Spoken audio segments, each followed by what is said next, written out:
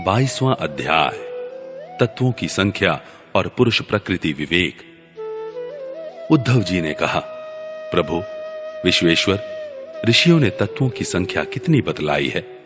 आपने तो अभी 9, 11, 5 और 3 अर्थात कुल 28 तत्व गिनाए हैं।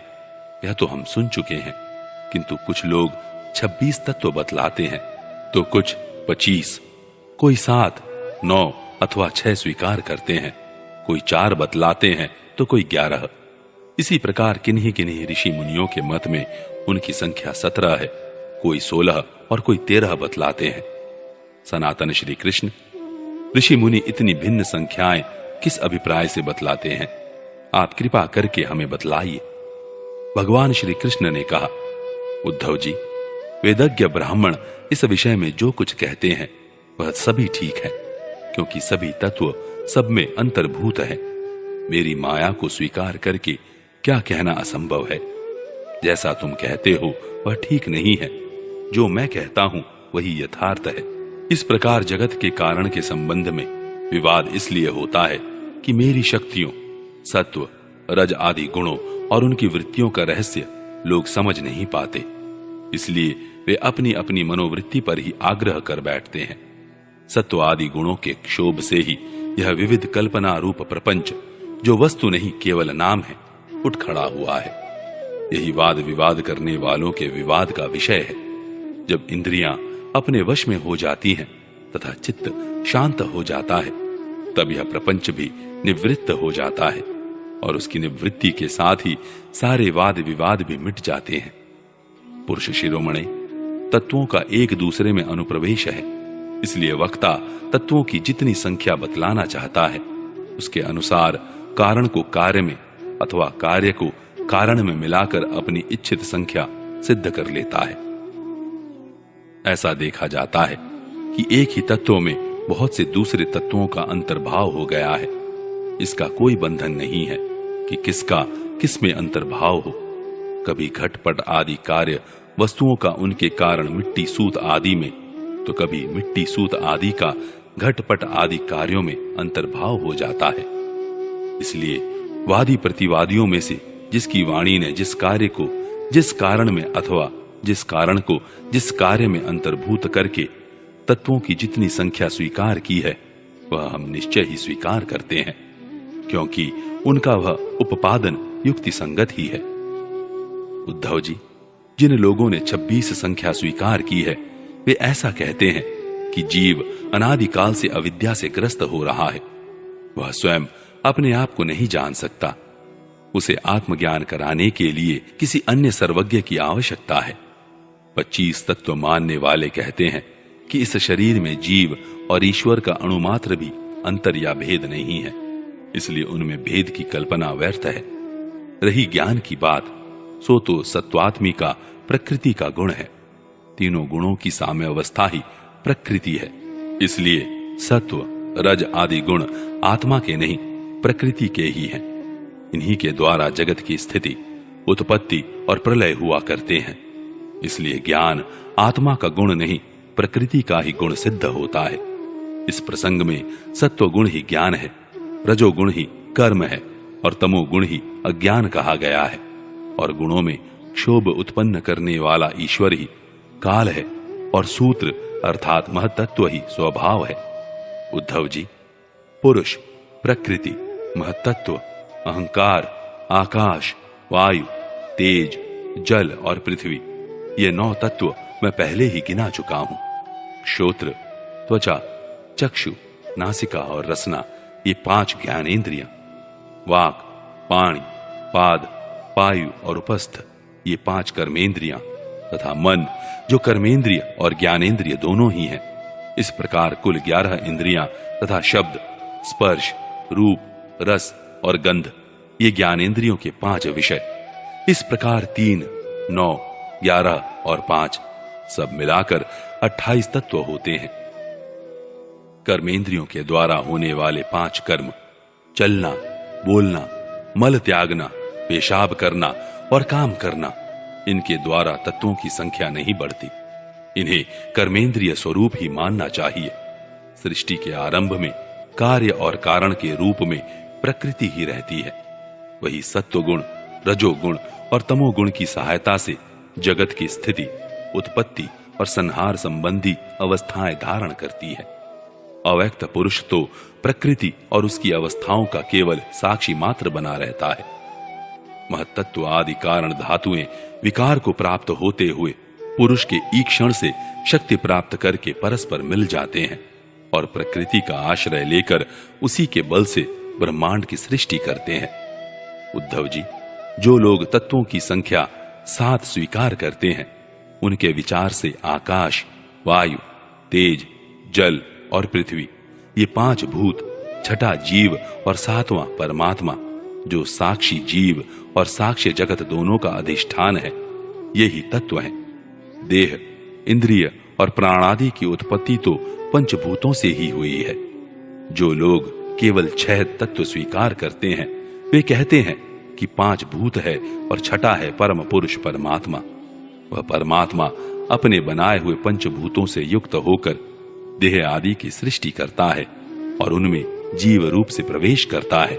जो लोग कारण के रूप में 4 ही तत्व स्वीकार करते हैं, वे कहते हैं कि आत्मा से तेज, जल और पृथ्वी की उत्पत्ति हुई है और जगत में जितने पदार्थ हैं, सब इन्हीं से उत्पन्न होते हैं।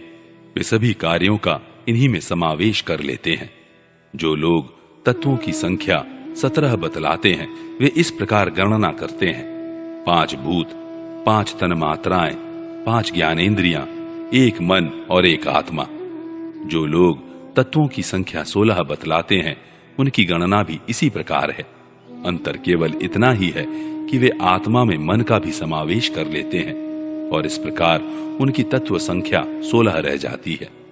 जो लोग 13 तत्व मानते हैं, वे कहते हैं कि आकाशादि 5 भूत, श्रोत्रादि 5 ज्ञानेंद्रियां, 1 मन, 1 जीवात्मा और परमात्मा, ये 13 तत्व हैं। 11 संख्या मानने वालों ने 5 भूत, 5 ज्ञानेंद्रियां और इनके अतिरिक्त 1 आत्मा का अस्तित्व स्वीकार किया है। जो लोग 9 तत्व मानते हैं, वे आकाशादि 5 भूत और मन, बुद्धि, अहंकार, ये 8 प्रकृतियां और 9वां पुरुष, इन्हीं को तत्व मानते हैं। उद्धव जी, इस प्रकार ऋषि मुनियों ने भिन्न भिन्न प्रकार से तत्वों की गणना की है।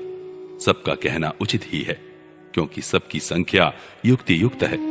जो लोग तत्व ज्ञानी हैं, उन्हें किसी भी मत में बुराई नहीं दिखती। उनके लिए तो सब कुछ ठीक ही है।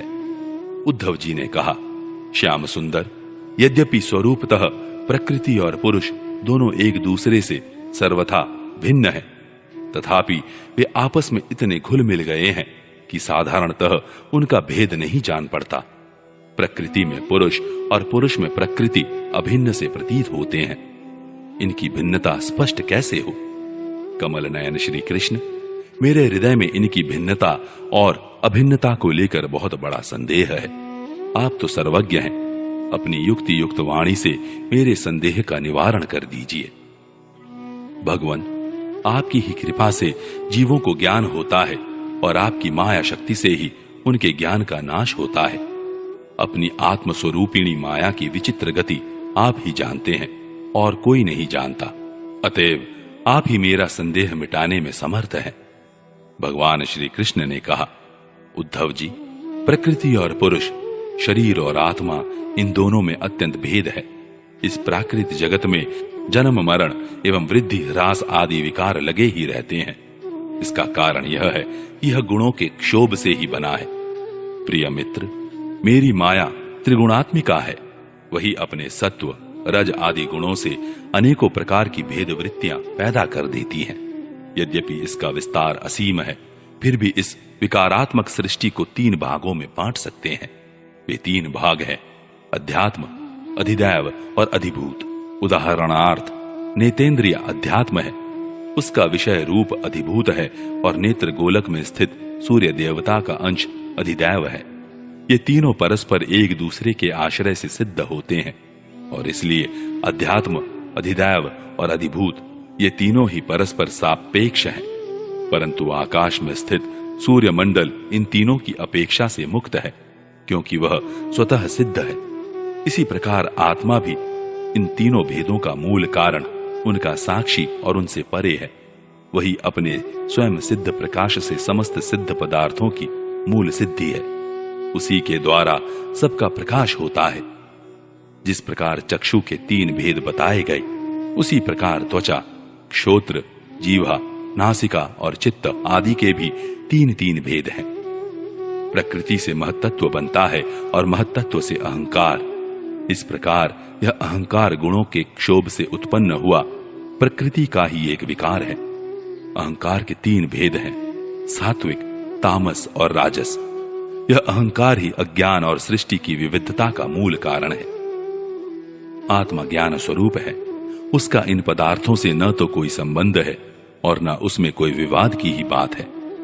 अस्ति नास्ति, सगुण निर्गुण, भाव अभाव, सत्य मिथ्या आदि रूप से जितने भी वाद विवाद हैं, सबका मूल कारण भेद दृष्टि ही है।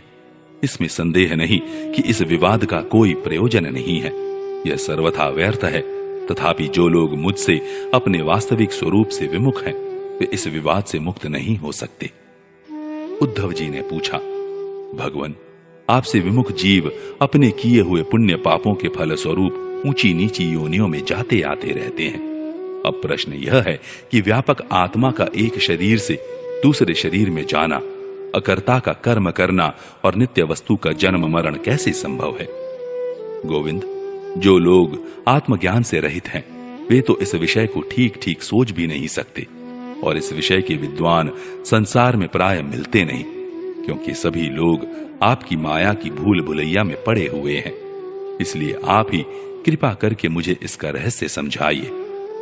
भगवान श्री कृष्ण ने कहा, प्रिय उद्धव, मनुष्यों का मन कर्म संस्कारों का पुंज है। उन संस्कारों के अनुसार भोग प्राप्त करने के लिए उसके साथ 5 इंद्रियां भी लगी हुई हैं। इसी का नाम है लिंग शरीर। वही कर्मों के अनुसार एक शरीर से दूसरे शरीर में, एक लोक से दूसरे लोक में आता जाता रहता है। आत्मा इस लिंग शरीर से सर्वथा पृथक है। उसका आना जाना नहीं होता, परंतु जब वह अपने को लिंग शरीर ही समझ बैठता है, उसी में अहंकार कर लेता है, तब उसे भी अपना आना जाना प्रतीत होने लगता है। मन कर्मों के अधीन है। वह देखे हुए या सुने हुए विषयों का चिंतन करने लगता है और क्षण भर में ही उनमें तदाकार हो जाता है तथा उन्हीं पूर्व चिंतित विषयों में लीन हो जाता है। धीरे धीरे उसकी स्मृति पूर्वापर का अनुसंधान भी नष्ट हो जाता है।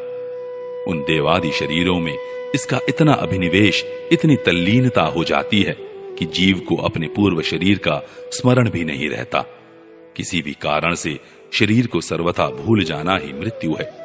उदार उद्धव, जब यह जीव किसी भी शरीर को अभेद भाव से मैं के रूप में स्वीकार कर लेता है, तब उसे ही जन्म कहते हैं। ठीक वैसे ही जैसे स्वप्नकालीन और मनोरथकालीन शरीर में अभिमान करना ही स्वप्न और मनोरथ कहा जाता है। यह वर्तमान देह में स्थित जीव जैसे पूर्व देह का स्मरण नहीं करता, वैसे ही स्वप्न या मनोरथ में स्थित जीव भी पहले के स्वप्न और मनोरथ को स्मरण नहीं करता। प्रत्युत उस वर्तमान स्वप्न और मनोरथ में पूर्व सिद्ध होने पर भी अपने को नवीन सा ही समझता है। इंद्रियों के आश्रय मन या शरीर की सृष्टि से आत्म वस्तु में यह उत्तम, मध्यम और अधम की त्रिविधता भासती है। उनमें अभिमान करने से ही आत्मा बाह्य और आभ्यंतर भेदों का हेतु मालूम पड़ने लगता है। जैसे दुष्ट पुत्र को उत्पन्न करने वाला पिता पुत्र के शत्रु मित्र आदि के लिए भेद का हेतु हो जाता है। प्यारे उद्धव, काल की गति सूक्ष्म है। उसे साधारणतः देखा नहीं जा सकता। उसके द्वारा प्रतिक्षण ही शरीरों की उत्पत्ति और नाश होते रहते हैं। सूक्ष्म होने के कारण ही प्रतिक्षण होने वाले जन्म मरण नहीं दिख पड़ते। जैसे काल के प्रभाव से दिए की लौ, नदियों के प्रवाह अथवा वृक्ष के फलों की विशेष विशेष अवस्थाएं बदलती रहती हैं, वैसे ही समस्त प्राणियों के शरीरों की आयु, अवस्था आदि भी बदलती रहती है। जैसे यह उन्हीं ज्योतियों का वही दीपक है, प्रवाह का यह वही जल है, ऐसा समझना और कहना मिथ्या है। वैसे ही विषय चिंतन में व्यर्थ आयु बिताने वाले अविवेकी पुरुषों का ऐसा कहना और समझना कि यह वही पुरुष है, सर्वथा मिथ्या है। यद्यपि वह भ्रांत पुरुष भी अपने कर्मों के बीज द्वारा न पैदा होता है और न तो मरता ही है, वह भी अजन्मा और अमर ही है। फिर भी भ्रांति से वह उत्पन्न होता है और मरता सा भी है। जैसे कि काष्ठ से युक्त अग्नि पैदा होता और नष्ट होता दिखाई पड़ता है। उद्धव जी, गर्भाधान, गर्भ वृद्धि, जन्म, बाल्यावस्था, कुमारावस्था, जवानी, अधेड़ अवस्था, बुढ़ापा और मृत्यु, ये 9 अवस्थाएं शरीर की ही हैं। यह शरीर जीव से भिन्न है और ये ऊंची नीची अवस्थाएं उसके मनोरथ के अनुसार ही हैं। परंतु वह अज्ञानवश गुणों के संग से इन्हें अपनी मानकर भटकने लगता है और कभी कभी विवेक हो जाने पर इन्हें छोड़ भी देता है। पिता को पुत्र के जन्म से और पुत्र को पिता की मृत्यु से अपने अपने जन्म मरण का अनुमान कर लेना चाहिए। जन्म मृत्यु से युक्त देहों का दृष्टा जन्म और मृत्यु से यह युक्त शरीर नहीं है। जैसे जौ, गेहूं आदि की फसल बोने पर उग आती है और पक जाने पर काट दी जाती है, किंतु जो पुरुष उनके उगने और काटने का जानने वाला साक्षी है वह उनसे सर्वथा पृथक है।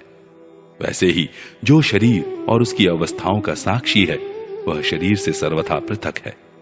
अज्ञानी पुरुष इस प्रकार प्रकृति और शरीर से आत्मा का विवेचन नहीं करते। वे उसे उनसे तत्वतः अलग अनुभव नहीं करते और विषय भोग में सच्चा सुख मानने लगते हैं तथा उसी में मोहित हो जाते हैं। इसी से उन्हें जन्म मृत्यु रूप संसार में भटकना पड़ता है। अब अविवेकी जीव अपने कर्मों के अनुसार जन्म मृत्यु के चक्र में भटकने लगता है। तब सात्विक कर्मों की आसक्ति से वह ऋषिलोक और देवलोक में, राजसिक कर्मों की आसक्ति से मनुष्य और असुर योनियों में तथा तामसी कर्मों की आसक्ति से भूत प्रेत एवं पशु पक्षी आदि योनियों में जाता है। जब मनुष्य किसी को नाचते गाते देखता है तब वह स्वयं भी उसका अनुकरण करने, तान तोड़ने लगता है। वैसे ही जब जीव बुद्धि के गुणों को देखता है तब स्वयं निष्क्रिय होने पर भी उसका अनुकरण करने के लिए बाध्य हो जाता है। जैसे नदी, तालाब आदि के जल के हिलने या चंचल होने पर उसमें प्रतिबिंबित तट के वृक्ष भी उसके साथ हिलते डोलते से जान पड़ते हैं, जैसे घुमाए जाने वाले नेत्र के साथ साथ पृथ्वी भी घूमती हुई सी दिखाई देती है। जैसे मन के द्वारा सोचे गए तथा स्वप्न में देखे गए भोग पदार्थ सर्वथा अलीक ही होते हैं, वैसे ही हे दाशार्ह, आत्मा का विषयानुभव स्वरूप संसार भी सर्वथा असत्य है। आत्मा तो नित्य, शुद्ध, बुद्ध, मुक्त स्वभाव ही है। विषयों के सत्य न होने पर भी जो जीव विषयों का ही चिंतन करता रहता है उसका यह जन्म मृत्यु रूप संसार चक्र कभी निवृत्त नहीं होता। जैसे स्वप्न में प्राप्त अनर्थ परंपरा जागे बिना निवृत्त नहीं होती। प्रिय उद्धव, इसलिए इन दुष्ट इंद्रियों से विषयों को मत भोगो। आत्म विषयक अज्ञान से प्रतीत होने वाला सांसारिक भेदभाव भ्रम मूलक ही है, ऐसा समझो। असाधु पुरुष गर्दन पकड़कर बाहर निकाल दे, वाणी द्वारा अपमान करे, उपहास करे, निंदा करे, मारे पीटे, बांधे, आजीविका छीन ले, ऊपर थूक दे, मूत दे अथवा तरह तरह से विचलित करें, निष्ठा से डिगाने की चेष्टा करें, उनके किसी भी उपद्रव से शुद्ध न होना चाहिए, क्योंकि वे तो बेचारे अज्ञानी हैं, उन्हें परमार्थ का तो पता ही नहीं है। अतः जो अपने कल्याण का इच्छुक है उसे सभी कठिनाइयों से अपने विवेक बुद्धि द्वारा ही, किसी बाह्य साधन से नहीं, अपने को बचा लेना चाहिए। वस्तुतः आत्मदृष्टि ही समस्त विपत्तियों से बचने का एकमात्र साधन है। उद्धव जी ने कहा, भगवान, आप समस्त वक्ताओं के शिरोमणि हैं। मैं इस दुर्जनों से किए गए तिरस्कार को अपने मन में अत्यंत असह्य समझता हूं। अतः जैसे मैं इसको समझ सकूं, आपका उपदेश जीवन में धारण कर सकूं, वैसे हमें बतलाइए। विश्वात्मन, जो आपके भागवत धर्म के आचरण में प्रेम पूर्वक संलग्न है, जिन्होंने आपके चरण कमलों का ही आश्रय ले लिया है, उन शांत पुरुषों के अतिरिक्त बड़े बड़े विद्वानों के लिए भी दुष्टों के द्वारा किया हुआ तिरस्कार सह लेना अत्यंत कठिन है, क्योंकि प्रकृति अत्यंत बलवती है।